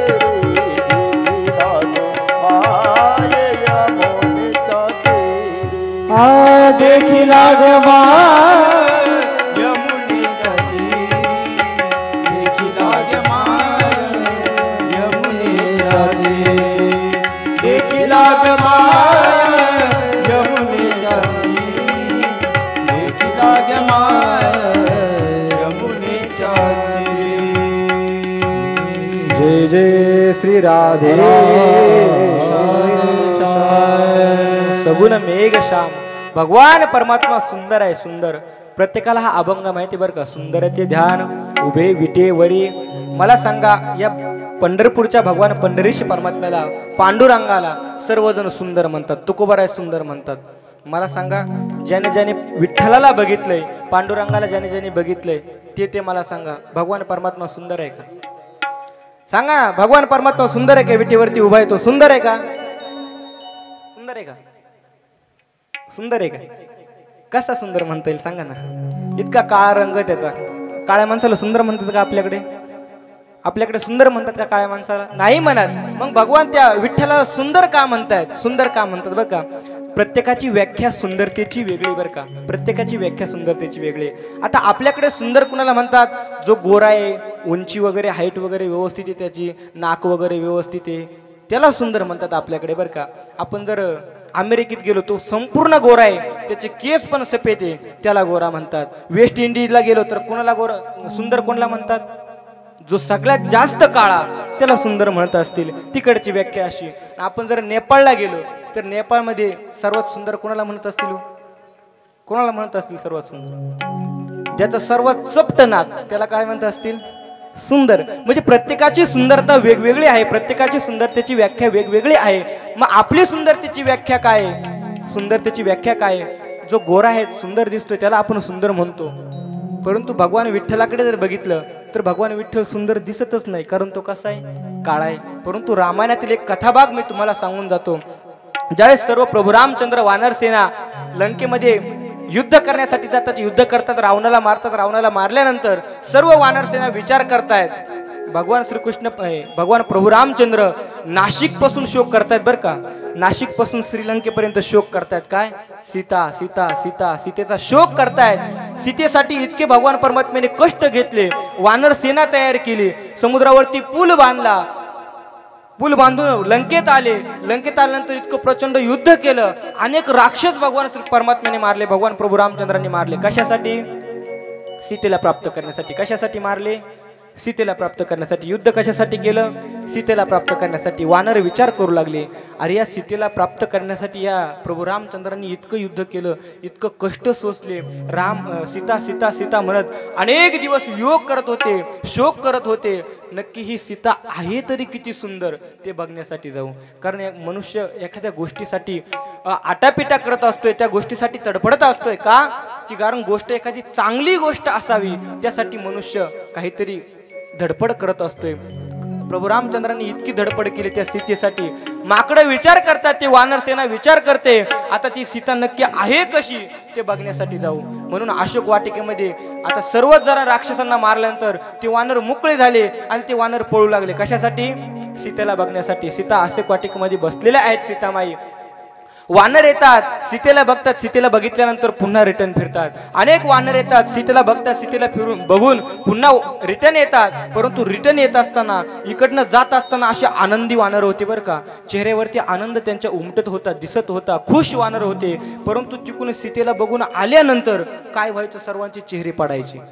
प्रभू रामचंद्रांनी विचारलं हनुमंताला, हनुमंता नक्की काय प्रकारे रे हे वानरांचा? हे वानर इतक्या आनंदाने उत्साहाने सीतेला बघण्यासाठी जातात, अशोक वाटिकेमध्ये सीतेला बघितल्यानंतर पुन्हा इकडे येतात, परंतु येत असताना त्यांचे चेहरे असे पडलेले असतात. नक्की काय झालं? वानरांना हनुमंतराय जातात बरं का. आणि हनुमंतराय वानरांना विचारतात, का रे तुम्हाला काय झालं? इतक्या आनंदात भरात उत्साहात तुम्ही त्या सीतेला बघण्यासाठी जातात, सीतामाईला बघण्यासाठी जातात, आणि सीतामाईला बघितल्यानंतर इतके पडलेले चेहरे घेऊन तुम्ही या ठिकाणी येतात, नक्की काय झालं? त्यावेळेस वानर म्हणतात बरं का, अरे हनुमंता, आम्हाला वाटतं खूप सुंदर सीता असेल, खूप सुंदर सीता असेल. रामाने इतका शोक केला, इतकी वानर सेना तयार केली, समुद्रावरती पूल तयार केला, इतकी उद्योग करायची काहीच गरज नव्हती, त्या रावणाला मारायची काहीच गरज नव्हती, लंका जाळण्याची काहीच गरज नव्हती. म्हणे का? म्हणे सुंदर सीतेसाठी इतकं केलं म्हणे प्रभू रामचंद्रांनी. रावणाला मारलं, लंका जाळली, सुंदर सीतेसाठी. मग हनुमंतराय म्हणतात, सीता सुंदर नाही का? त्या वानरांना विचारलं बघ का, सीता सुंदर नाही का? वानर काय म्हटलं माहिती का? तिला कुठे शिवपुटे म्हणे आमच्यासारखे. म्हणजे वानरांची सुंदरता कशामध्ये? ज्याची सर्वात जास्त लांब शिवपूट तो कसा सुंदर. ही वानरांची सुंदरता झाली, तुमची आमची सुंदरता वेगळी. आणि परंतु तुकोबराय म्हणतात, राजसुकुमार मदनाचा पुत्र. सुंदर आहे असा तो भगवान परमात्मा आहे. सुंदर ते ध्यान विटी उभे विटेवरी, असं सुंदर असणारं ध्यान ते विटेवरती उभं राहिलं बरं का. आणि असा भगवान श्रीकृष्ण परमात्मा सुंदर आहे, सावळा आहे, परंतु सुंदर भगवान परमात्मा आहे. असा तो भगवान श्रीकृष्ण परमात्मा वृंदावनामध्ये जातोय आणि वेगवेगळ्या प्रकारची बासरी वाजवतोय. ज्या गवळणी आहेत त्या आवाजाला भुलतात बरं का. ऐकुनी वेणूचा नाद, ऐकुनी वेणूचा नाद, हॅलो, ऐकुनी वेणूचा नाद, ऐकुनी वेणूचा नाद. लागला नामाचा छंद, लागला नामाचा छंद,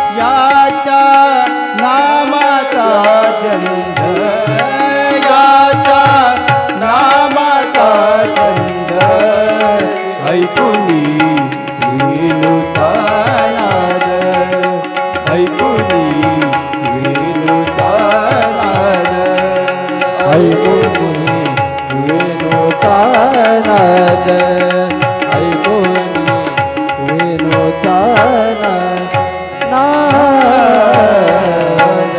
जय जय श्री राधे सुंदर अशी बासरी भगवान परमात्मा वृंदावनामध्ये वाजवतात बरं का. गवळणी गवळणी दिवाण्या झाल्या भगवान परमात्म्याच्या दिवाण्या. दिवाणी बनी दीवानी बनी मैं दीवानी बनी दीवानी बनी मैं दीवानी बनी मुरली की नाद दीवानी बनी गवळण मुरली की नाद दीवानी बनी मुरली की नाद दीवानी बनी हाँ दीवानी बने मैं दीवानी बनी दीवानी बने मैं दीवानी बनी मुरली के नाद दीवानी बने गवलन मुरली के नाद दीवानी बने गवलन मुरली के नाद दीवानी बने गाय का बछड़ा भैंस को छोड़ा बैल की धार कैसे काटो रे गाय का बछड़ा भैंस को छोड़ा बैल की धार निकाल गई दीवानी बनी मैं दीवानी बनी दीवानी बनी मैं दीवानी बनी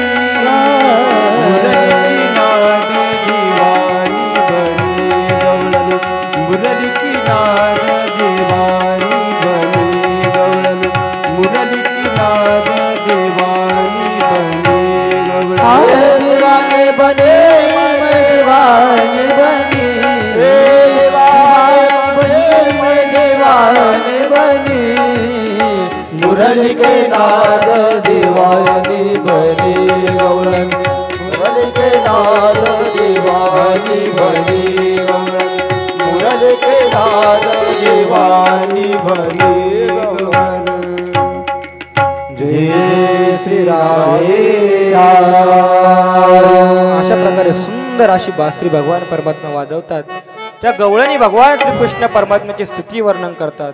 हा नाथ रमण कृष्ण क्वासी क्वासी मही भुज. सुंदर असा भगवान परमात्मा आहे.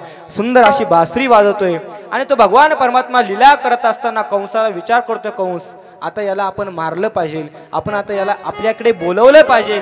ज्यावेळेस आपण याला आपल्या मथुरेला बोलवून घेऊ तेव्हा याला मारता येईल, या कृष्णाला मारता येईल. म्हणून कंसाने काय केलं, अक्रूराला पाठवलं भगवान श्रीकृष्ण परमात्म्याला मारण्यासाठी बरं का.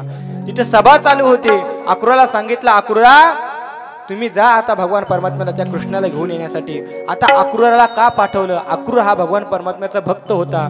त्या कंसाने अनेक राक्षस पाठवले, वेगवेगळ्या प्रकारच्या राक्षस पाठवून सुद्धा त्या सर्व राक्षसांना मरण आलं. परंतु आता तो विचार करतोय, आता आपण भक्त पाठवू आणि भक्त पाठवून त्या कृष्णाला इकडे घेऊन येऊ. कारण जर आपण भक्ताला जर पाठवलं तर तो कृष्ण येईल इकडे, आणि आपण जर असे राक्षस जर पाठवत राहिलो तर प्रत्येक राक्षसाचा नायनाट भगवान परमात्मा करतील. अशीच एक दिवस उंदरांची सभा भरली बरं का. उंदरांची सभा भरली. आता सभा भरली उंदरांची. का सभा भरली उंदरांची, उंदर म्हणे आपल्याला मरण आहे त्या मांजरीपासून.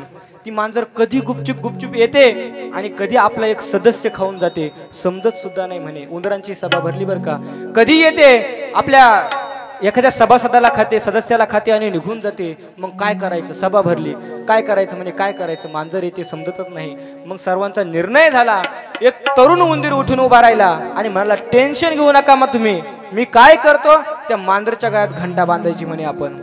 सर्वांनी जोरजोरात टाळ्या वाजवल्या, खूप टाळ्या वाजवल्या सर्वांनी बरं का. का तो म्हणे मांजरच्या गळ्यात घंटा बांधायची. तरुण उंदीर उठून उभा राहिला, मांजरच्या गळ्यात घंटा बांधायची म्हणे.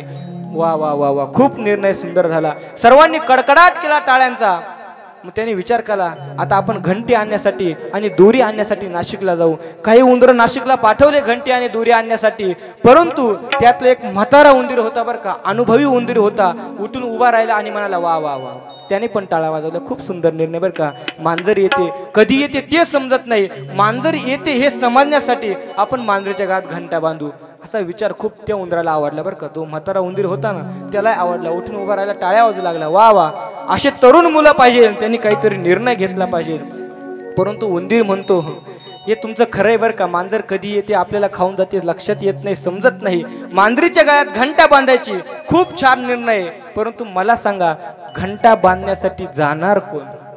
घंटा बांधायचा निर्णय खूप छान आहे, मांजरीच्या गळ्यात घंटा बांधायची, पण घंटा बांधायला जाणार कारण जो घंटा बांधायला जाणार तो नाश्त्यावरी गेल्याशिवाय राहणार नाही.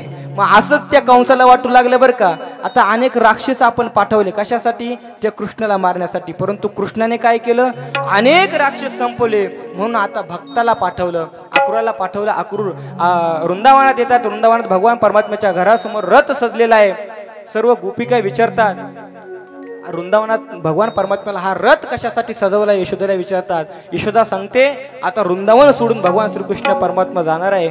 सर्व गोपाळ रडतायत, नवे नवे गायी रडतायत, गायी चारा खाण्याचं सोडून देत आहेत, शोक करतायत सर्व वृंदावन. परंतु भगवान परमात्म्याला त्या ठिकाणाहून घेतलं आणि कंसाच्या दरबारात आणलं बरं का. भगवान परमात्म्या बरोबर काही गोपाळ होते, अक्रूराला घेऊन येतात. भगवान परमात्मा आल्यानंतर भगवान परमात्म्याने बघितलं, आपल्या बरोबर जे गोपाळ आहे त्या गोपाळांच्या अंगावरती व्यवस्थित कपडे नाही. काय करायचं? चालता चालता एक धोबी दिसला. धोब्याला सांगितलं, तुझ्याकडे जे कपडे आहेत ते कपडे आम्हाला देऊन टाक बरं का. धोब्याला सांगितलं. परंतु धोबी म्हणतो, हे तुमचे कपडे नाही. कपडे कुणाचे? राजाचे कपडे. कृष्ण म्हणे, तू आता मला शिकवायला निघाला, कपडे कुणाचे? गोपाळांना कपडे दे म्हणा. धोबी ऐकत नाही. जसं धोबी घाटावरती कपडे उचलून आपटतोय, तसा कृष्णाने धोबी धरला आणि पहिला धोबी धुतला बरं का. धोबी धुतल्यानंतर ते कपडे घेतले, सर्व गोपाळांना दिले. भगवान परमात्मा त्या कंसाच्या दरबारात येता आल्यानंतर सर्वात पहिल्यांदा कुल्यापिड नावाचा हत्ती होता, तो हत्ती भगवान परमात्म्याला शरण येतोय. कृष्णाला बघितल्यानंतर नंतर चानूर आणि मुष्टिक नावाचे दोन योद्धे आहेत, पहिलवान आहे. कंसाने सांगितलं, या दोघांबरोबर तुला युद्ध करावे लागेल, युद्ध खेळावं लागेल, कुस्ती करावी लागेल. भगवान परमात्मा त्यांच्यासोबत कुस्ती खेळतात. त्या दोघांना चितपट करतात, त्यांना मारून टाकतात. नंतर कंसाचा वध करायचा. भगवान परमात्म्याचा आणि कंसाचं युद्ध होतं बरं का. प्रचंड युद्ध होतंय. श्रीकृष्णाने कंसाला संपवलं. कंसाला संपवल्यानंतर त्या कंसाने आपल्या पित्याला म्हणजे उग्रसेनाला सुद्धा बंदीगृहात टाकलं होतं. कशासाठी? राज्याचा भोग घेण्यासाठी. भगवान परमात्म्याने वसुदेव देवकीला त्या ठिकाणी सोडवलं. नंतर जे उग्रसेन आहे त्या उग्रसेनेला सोडवलं आणि उग्रसेनेला सोडवल्यानंतर भगवान परमात्म्याने उग्रसेनेला राज्यगादीवरती बसवलं. भगवान परमात्मा या ठिकाणी राज्यगादीवरती बसले नाही बरं का. कारण कृष्णाला माहीत होतं हे राज्य उग्रसेनाचं आहे. त्या कंसाचा राज्याभिषेक झाला नव्हता, त्याने हिसकावून आपल्या बापाकडून राज्य घेतलं होतं. उग्रसेनेला पुन्हा राज्यावरती बसवलं. भगवान श्रीकृष्ण परमात्मा विचार करतायत, अनेक प्रकारच्या लीला केल्या भगवान परमात्म्याने. नंतर तो कंसाचा जो सासरा आहे, तो सासरा अनेक वेळा भगवान परमात्म्यावरती हल्ला करतोय. कारण जावायला मारल्यामुळे तो सासरा जो आहे कंसाचा, तो येतोय अनेक वेळा भगवान परमात्म्याला त्रास देतोय. परंतु भगवान परमात्मा उग्रसेन विचार करतायत, आपण आता द्वारकेत राहायचं नाही, मथुरेत राहायचं नाही, आता आपण राहण्यासाठी जायचं द्वारकेत. आणि मग भगवान परमात्म्याने द्वारका नगरी स्थापन केली समुद्रामध्ये आणि द्वारकेत भगवान परमात्मा राहण्यासाठी गेले बरं का. परंतु द्वारकेत गेल्यानंतर इकडचा प्रसंग बघा, ज्या ठिकाणी रुक्मिणी मातेने जन्म घेतला होता भीष्मक राजाच्या घरी, त्या ठिकाणी रुक्मिणी मातेचे जे भाऊ आहे रुक्मी, ते विचार करतात आता रुक्मिणीचं लग्न करायचं. रुक्मिणीचं लग्न करण्यासाठी ठरवतात. परंतु तिचं लग्न करत असताना लग्न कुणाबरोबर करायचं म्हणून ठरवलं. शिशुपाल एक सुंदर मुलगा आहे, त्या शिशुपालाबरोबर या रुक्मिणीचा विवाह करून द्यायचा, रुक्मिणीचं लग्न लावून द्यायचं. परंतु ज्यावेळेस रुक्मिणीला माहीत झालं आता हे माझे घरचे या राक्षसाबरोबर शिशुपालाबरोबर माझा विवाह करून देणार आहे, हे माहीत झाल्यानंतर ती रुक्मिणी विचार करते मला लग्न श्रीकृष्णाबरोबर करायचंय. म्हणून ब्राह्मणाकडे एक पत्र पाठवलं. ते पत्र द्वारकेत गेलं. द्वारकेत गेल्यानंतर भगवान परमात्म्याने ते पत्र बघितलं. पत्र बघितल्यानंतर भगवान परमात्मा विचार करतात आता आपण रुक्मिणीला आणण्यासाठी गेलं पाहिजे. म्हणून रुक्मिणी आपल्या नगराच्या बाहेर जे मंदिर आहे त्या मंदिरामध्ये रुक्मिणी येते दर्शन करण्यासाठी, पूजन करण्यासाठी, देवी मातेचं दर्शन करण्यासाठी रुक्मिणी येते. परंतु आल्यानंतर त्या ठिकाणी भगवान परमात्मा येतात बरं का. भगवान श्रीकृष्ण परमात्मा रथ घेऊन येतात आणि त्या ठिकाणाहून रुक्मिणीला आपल्या रथामध्ये बसवतात आणि चोरून द्वारकेला घेऊन येतात. द्वारकेला घेऊन आल्यानंतर सर्व द्वारका नगरीमध्ये आनंद होतो. भगवान श्रीकृष्ण परमात्म्याचा पहिला विवाह आहे, पहिलं लग्न आहे. सुंदर असा लग्नाचा कार्यक्रम त्या ठिकाणी सुरू होतो बरं का. नवरदेव नवरी उभी आहेत आणि ब्राह्मण बुवा आले आहेत आणि मंगलाष्टका सुरू झाली बरं का. सुंदर अशी मंगलाष्टका सुरू झाली. तांदूळ वाटा तोपर्यंत अक्षता वाटा अक्षता हे अजून कोणतरी गेलं. अजून एक जोडी आहे. हॅलो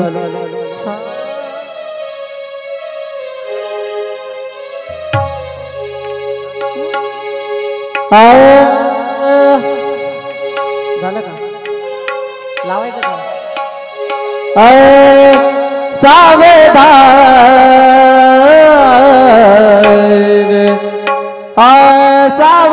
सावधान शुभ मंगल सावधान सावधान शुभ मंगल सावधान सावधान शुभ मंगल पटपट वाटा, पटपट वाटा. सावधान शुभ मंगल लगेच फिरकू नका. सावधान अक्षता शुभ लगेच फिरकू नका. मंगल सावधान सावधान शुभ मंगल सावधान सावधान शुभ मंगल सावधान सावधान शुभ मंगल सावधान स्वास्ती श्री पटपट वाटा, पटपट वाटा. गणनायकं गजमुखा मोरेश्वरं सिद्धिदं बलाळो गुरुडविनायक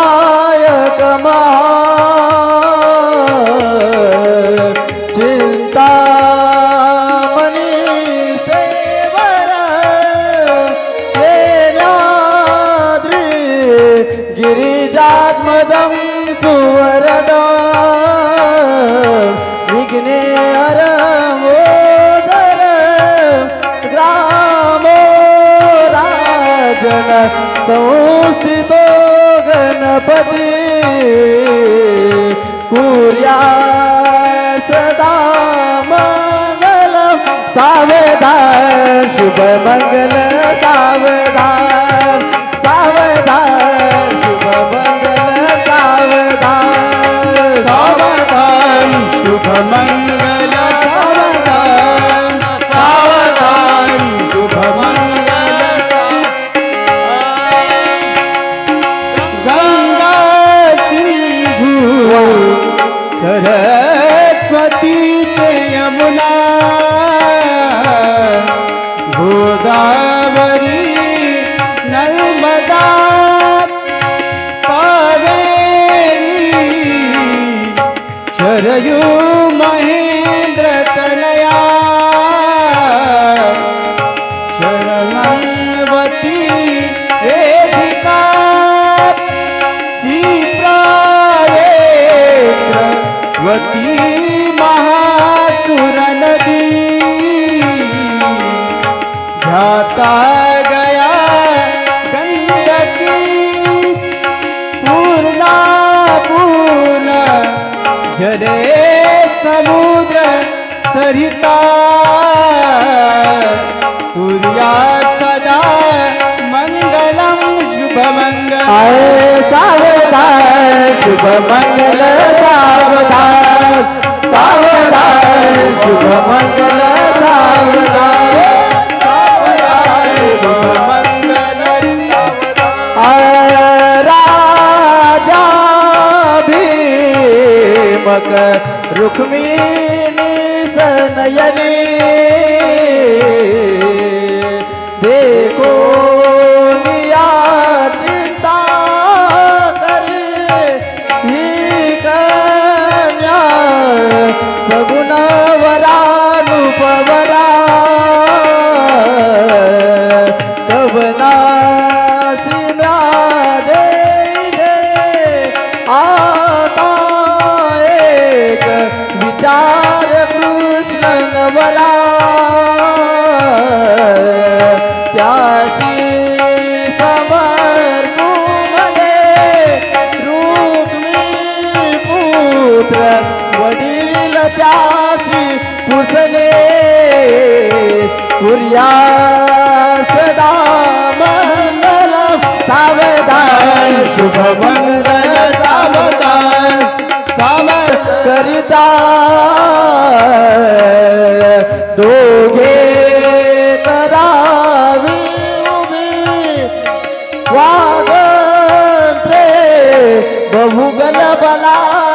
करणे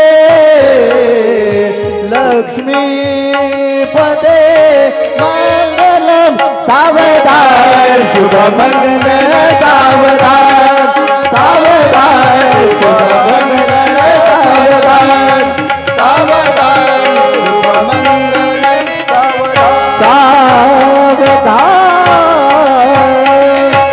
इष्ट देवता ग्राम देवता बोलिए द्वारकाधीश भगवान की जय जय श्री राधे श्याम।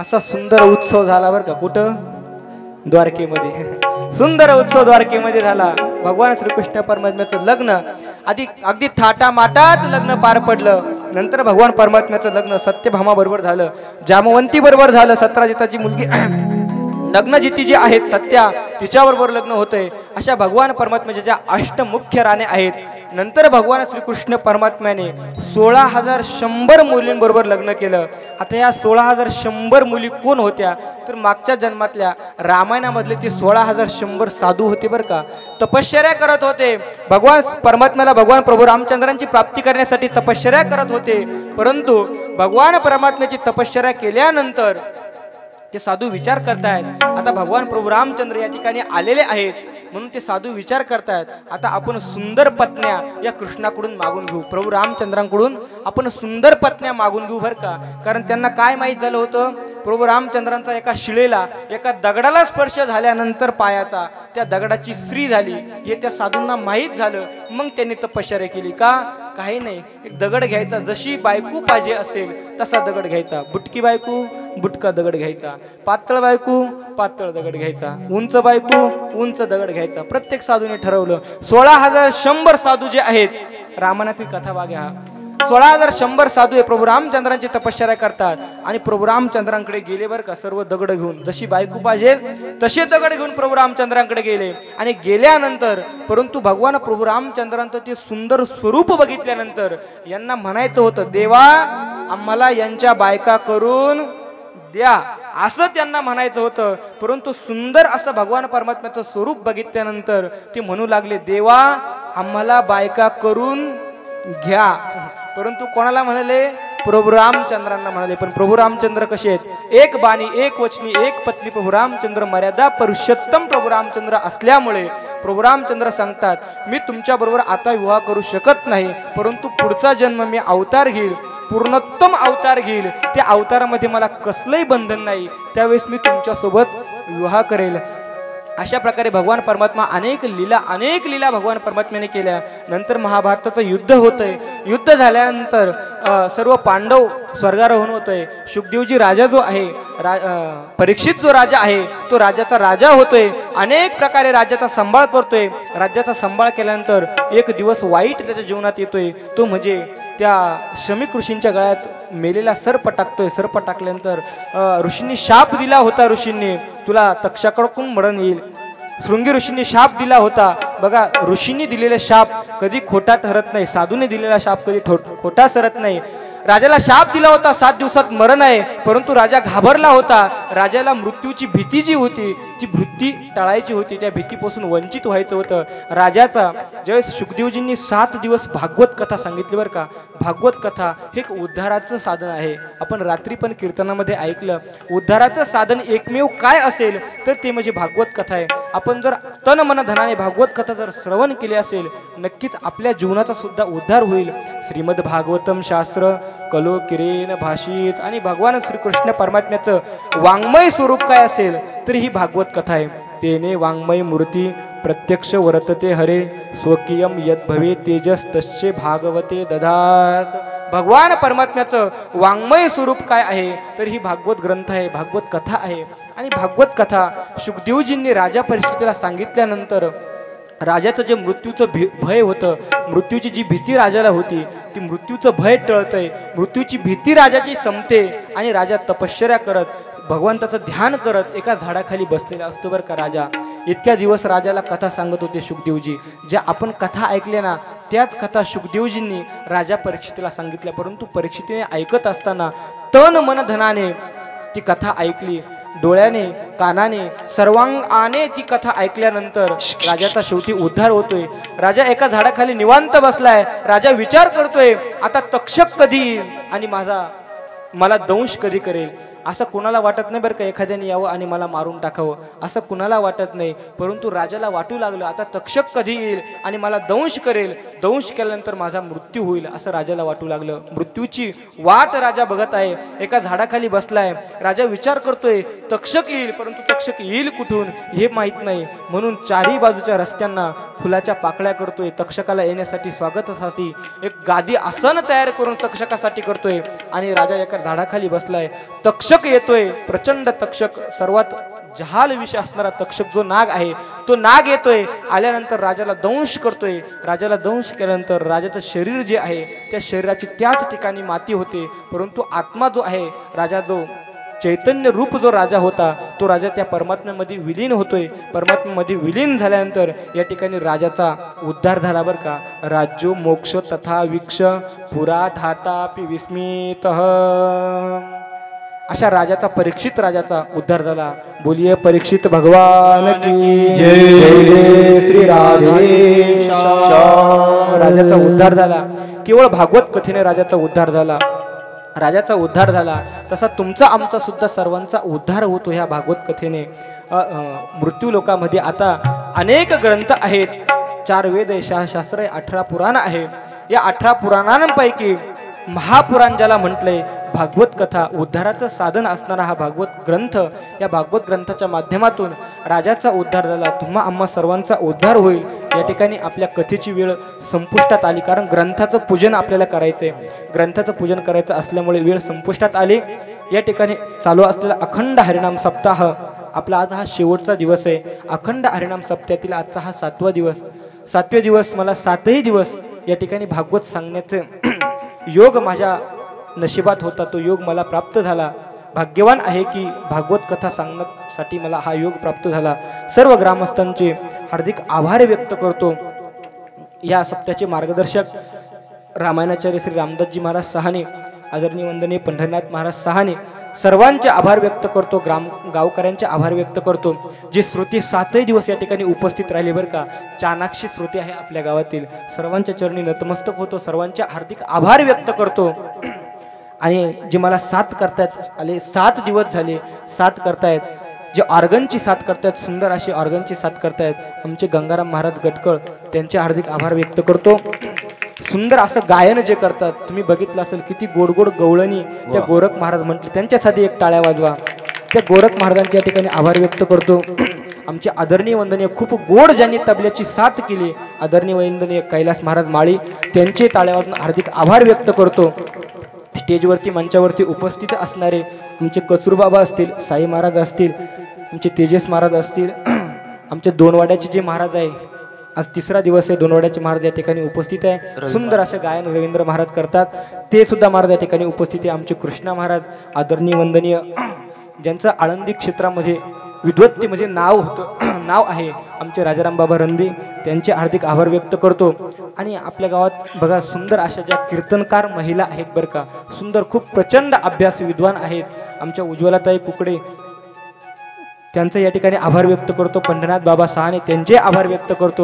तदनंतर आज कथेसाठी जे उपस्थित राहिले आमचे परम मित्र, आमच्याबरोबर 2 वर्ष वृंदावनात राहिले, महेशजी महाराज तुपे, त्यांचे हार्दिक आभार व्यक्त करतो.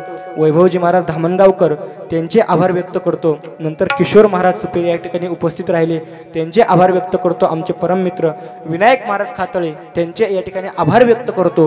पुनश्च एकदा समस्त ग्रामस्थांचे आभार व्यक्त करतो. आणि बघा सुंदर अशी ज्यांनी साऊंड सिस्टीम दिली, माझा आवाज तिथपर्यंत पोहोचण्याचं काम केलं, आमचे आकाश दादा, त्या आकाश दादांचे सुद्धा या ठिकाणी आभार व्यक्त करतो. आरतीची तयारी करायची, आरतीची तयारी करत असताना सर्वांनी ग्रंथाचं पूजन करायचं. तोपर्यंत एक गीत महाराज म्हणतील. सूचना होती, सूचना होईल 2 मिनिटं सूचना होईल. आज या ठिकाणी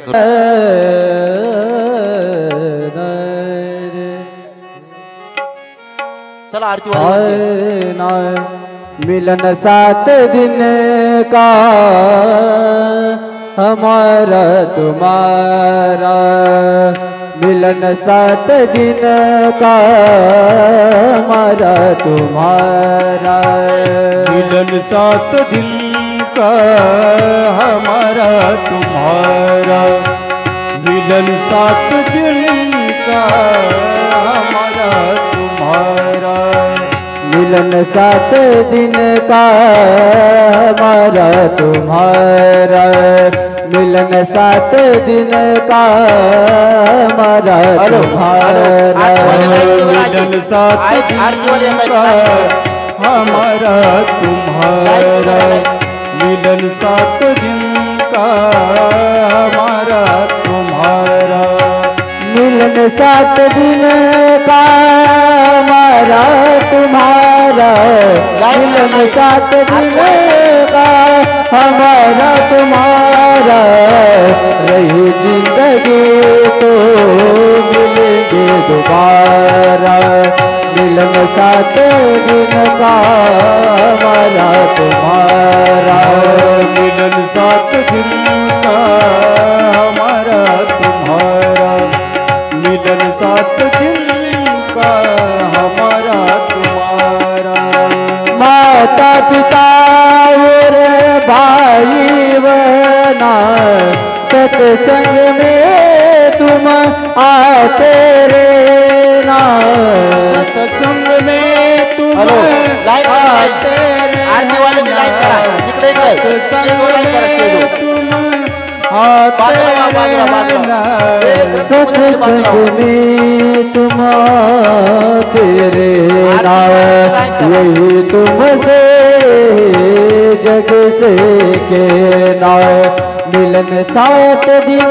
का हमारा तुम्हारा, श्री भागवत भगवान की आरती पापियों को पाप से तारती, श्रीमद् भागवत भगवान की आरती पापियों को पाप से तारती, श्रीमद् भागवत भगवान की आरती पापियों को पाप से तारती, पापियों को तारती, पापियों को तारती, पापियों को तारती, पापियों को तारती, भागवत भगवान राधे पापियों को पाप से तारती, श्रीमद् भागवत भगवान की आरती पापियों को पाप से तारती,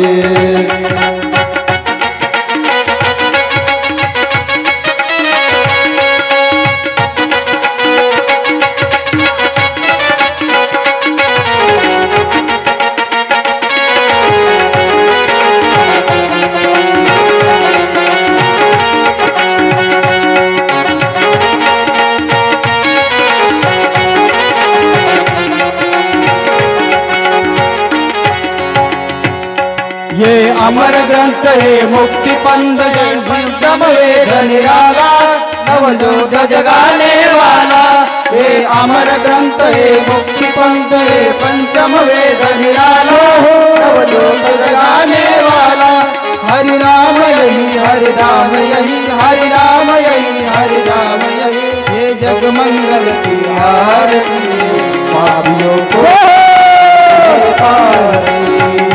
श्रीमद् भागवत भगवान की आरती पापियों को पार से तारती, श्रीमद् भागवत भगवान की आरती पापियों को पाप से तारती,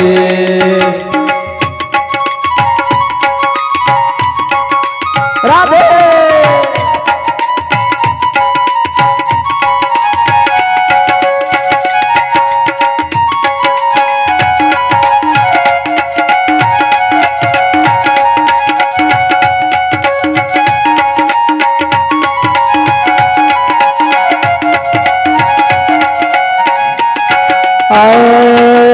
शांति गीत पावन पुनीत पापों को मिटाने वाला, हरि दर्शन दिखाने वाला, ये शांति गीत पावन पुनीत पापों को मिटाने वाला, हरि दर्श दुराने वाला, ये सुख करनी ये दुख हरनी, ये सुख करनी ये दुख हरनी, श्री मधुसूदन की आरती, पापियों को पाप से तार। भागवत भगवान की आरती, पापियों को पाप से तारती। श्रीमद् भागवत भगवान की आरती, पापियों को पाप से तारती।